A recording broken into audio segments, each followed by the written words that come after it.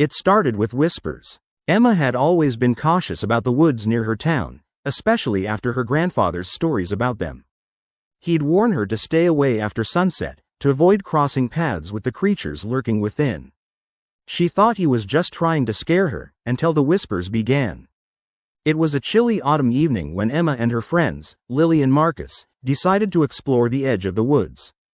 Election night had just passed, and everyone was in a restless mood. The moon was half full, casting long shadows over the rustling leaves. Armed with flashlights and a sense of thrill, they ventured past the old fence, deeper into the trees than they had ever gone before. A sudden hush fell over the forest. The usual sounds of chirping crickets and rustling leaves ceased. Emma's heart beat faster. She tightened her grip on her flashlight, trying to dismiss the prickling sensation crawling up her spine. Lily pointed ahead, whispering, "Did you hear that?" From the darkness emerged a strange figure, tall, hunched, with limbs that seemed too long and sinewy. Its eyes glowed faintly, reflecting the flashlight beams like a predator's. Emma froze, staring as the creature's mouth curled into a crooked grin, ape-like, yet eerily humanoid. "Run," Lily hissed, dragging Emma back as Marcus sprinted ahead. But the creature moved faster than they anticipated. It darted between the trees with unnatural agility, transforming before their eyes, limbs elongating, bones cracking audibly as it shifted shape. In that moment, Emma saw the truth behind her grandfather's stories. It wasn't just an animal or a monster, but something else altogether, a skinwalker. She'd heard of them. Beings cursed or blessed with the ability to take on animal forms and imitate human voices, luring their victims into the woods. They whispered lies and threats, preying on fear and confusion. Emma's blood ran cold as she realized the creature wasn't just stalking them, it was hunting. "No," she shouted, trying to turn back, but her legs buckled. Lily screamed as the creature's shadow loomed just behind her. Marcus, surprisingly brave, shone his flashlight directly at the creature, causing it to recoil for a moment. That was all they needed. They bolted, burst out of the thicket, and sprinted toward home under the sickly glow of the moon. The woods seemed to stretch indefinitely, the whispers echoing just beyond hearing.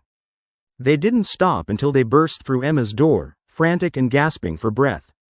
That night, Emma stayed awake, clutching her grandfather's old talisman, a piece of carved bone he'd given her years ago. As she sat in the darkness, she heard faint footsteps outside, paused at the window. The whispers began again, clearer this time. Asterisk.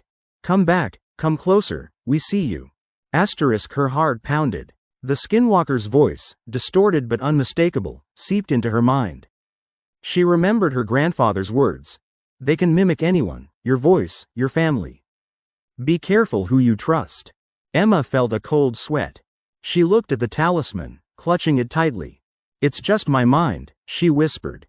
But then, a faint scratching sound came from the door. She froze. The scratches grew louder, more deliberate.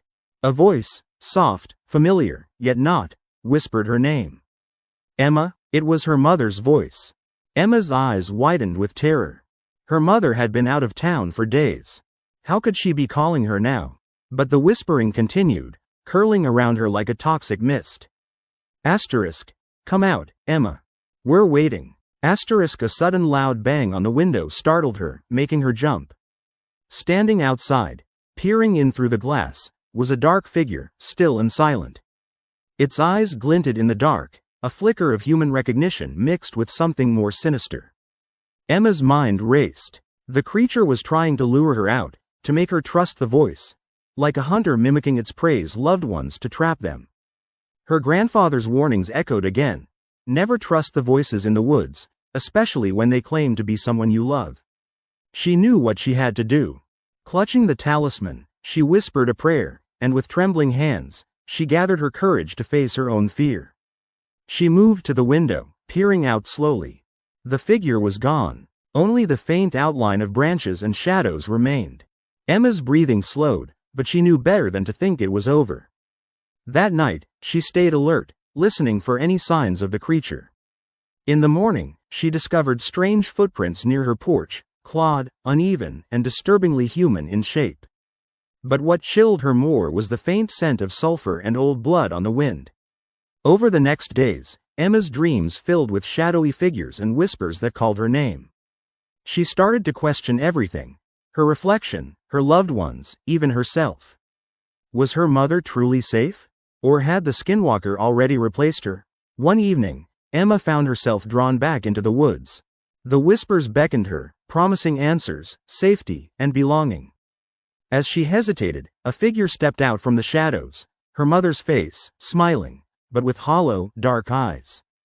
Emma's scream echoed through the trees. In that moment, she realized she couldn't outrun what lurked in the woods. The Skinwalkers weren't just stories, they were real, hungry, and cunning. And once they changed you, they never let go.